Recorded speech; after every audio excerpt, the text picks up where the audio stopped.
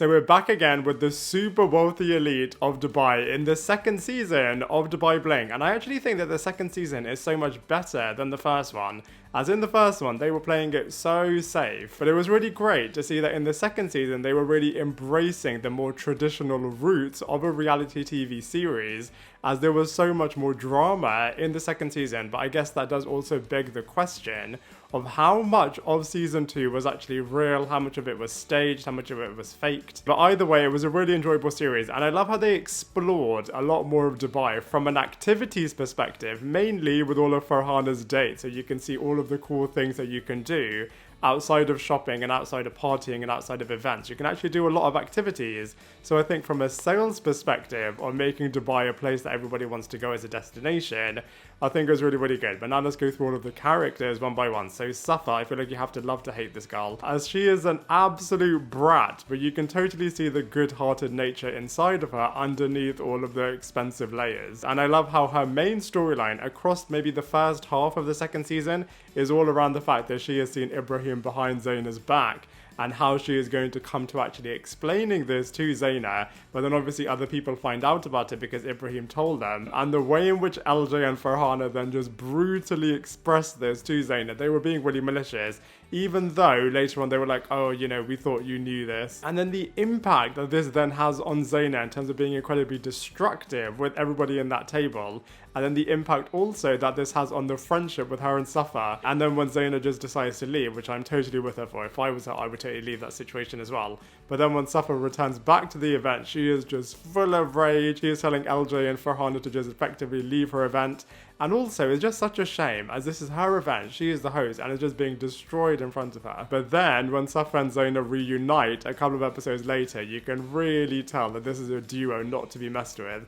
And I thought it was absolutely hilarious how very quickly she then moves on to the tracking storyline, where she is tracking all of Farhan's movements in India, and then goes to surprise him, and then the confrontation that she has with him. She is just such a dramatic character, so I think she is really born to be a reality TV star. And then all of her quippy one-liners were really, really aggressive too. For example, saying to Danya that she is effectively an Alibaba version of her, and then of course wanting to get her mummy makeover surgery, and understandably, Farhan doesn't want her to do this as he's just worried about the risks, but also I feel like he always just gives in to whatever Safa wants. I feel like maybe she is going to be able to get this. One of the things that I love about Zaina is that she is so principled and always feels like she is above everything, and also you cannot mess with her, as she is somebody that will just immediately see through what you're trying to do, all of your motivations. Are you authentic? Are you real? And just such a strong woman. She definitely made season 1, as she was just such a brilliant character. And that confrontation with her, Danya and Ibrahim, I thought was absolutely unbelievable. Literally the highlight of season 1. And she just continued that characterization within her, which is really, really good.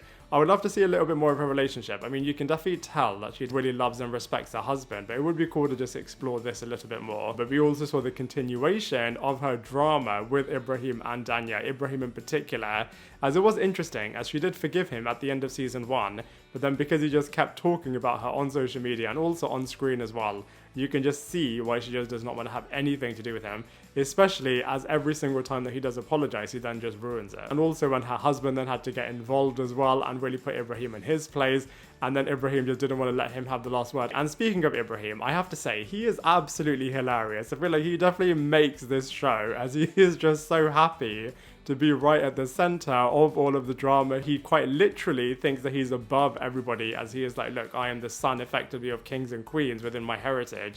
So he sees himself as a prince, sees himself as more superior to everybody else.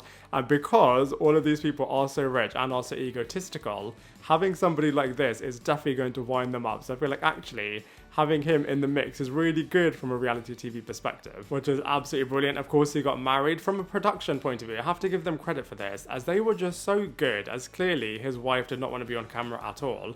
And I feel like how they did it was really respectful and also quite creative in terms of not showing her face, but also trying to get the audience to understand what's happening at this event. So it's really, really clever how they did all of that. And of course, he's opening the Besties Cafe business, which is an extension of his coffee business with Danya, which I think was a really, really cool storyline, especially as DJ Bliss was not happy with this. Obviously, Ibrahim's best friend was not happy with this. So the way in which both of these characters are dealing with that was explored really, really well. And of course, Lo took him on a really nice trip to Alula in Saudi Arabia, which I definitely want to visit as well. So I feel like all of those sequences sequences were really, really cool, especially, like I said, from a destination traveling perspective.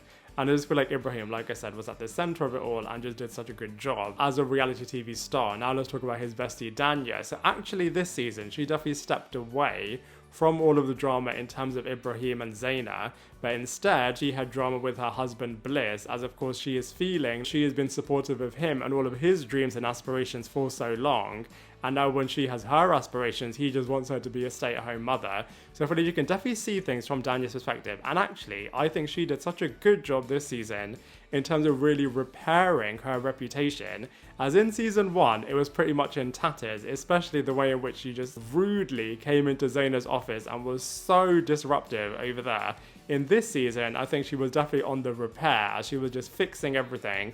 And I think from an audience perspective, Danya definitely came across really, really well. And I think she was actually quite inspiring in terms of showing how you can really be a working mother, in terms of looking after the kids whilst also having multiple businesses, having a social life, seeing all of your friends, trying to make time for your husband as well. Of course, it's hard to balance all of this, but I think actually Danya, like I said, came across really, really well this season. Bliss, on the other hand, he was such a star in season 1, and I think he came across worse in season 2, as I was just like, what on earth are you doing on so many different sequences?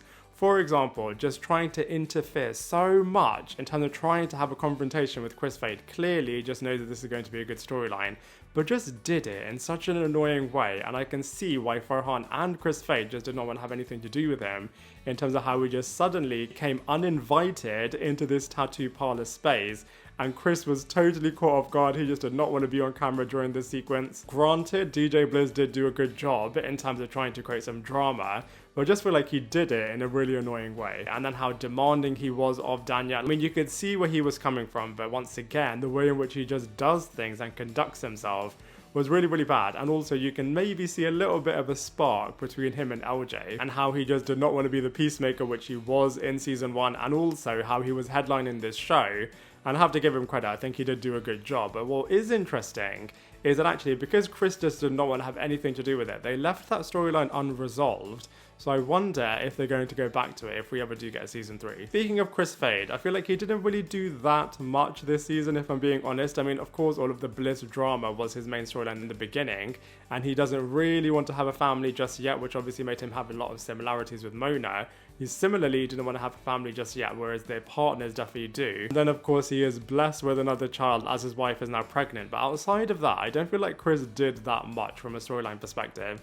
Mona was incredibly media trained. You could just tell that she's quite literally on this show purely for business reasons, just wants to get her name out there and just wants to get her brands out there as well.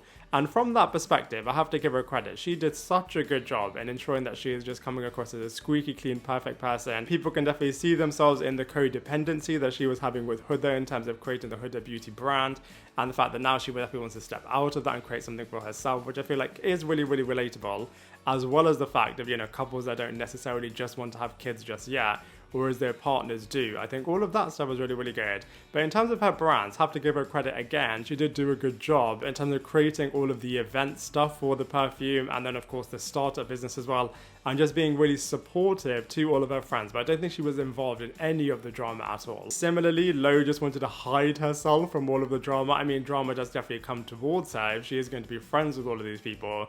But it was really, really interesting in terms of seeing how classy she is in just wanting to distance herself from all of this. But she is really, really good in terms of throwing all of the events. She is the person that is always inviting everybody to it. And once again, the production crew are doing a really good job in terms of the fact that she doesn't want her husband to be shown on screen, yet they were having a dinner in which he was actually sitting there. So the fact that 3 of them, of the 4, were on camera, whereas 1 was hidden. Like I said, from a production perspective, I feel like the crew are doing all of those filming sequences really, really well. And then of course we had another continuation from season 1, which is of course involving LJ's mother. So Lo was able to bring her to Dubai, and I feel like all of those reunion sequences were absolutely brilliant. And then speaking of LJ, she definitely is the Barbie, like they all say, of the group, always having photo shoots and looking really, really good in them, and always singing. But I have to say, the Hassanein storyline was so cringeworthy. You can just see that this guy is just infatuated and obsessed with her. and she just doesn't really find him that attractive. So I feel like she is actually going to decline his proposal at the end of season 2. So if we do get a season 3, I'm sure we're going to see that actually she said no to him, because I don't see any chemistry between the two of them. What I did think was interesting was the fact that she wanted to explore being a waitress, but was actually a really bad waitress. And I loved Safa's line of, she has never seen a waitress having an assistant before. But of course, LJ definitely does do this. And Farhana, I think she was absolutely hilarious. I would have loved to have seen a few more sequences between her, Zaina, and Safa, as of course in season 1.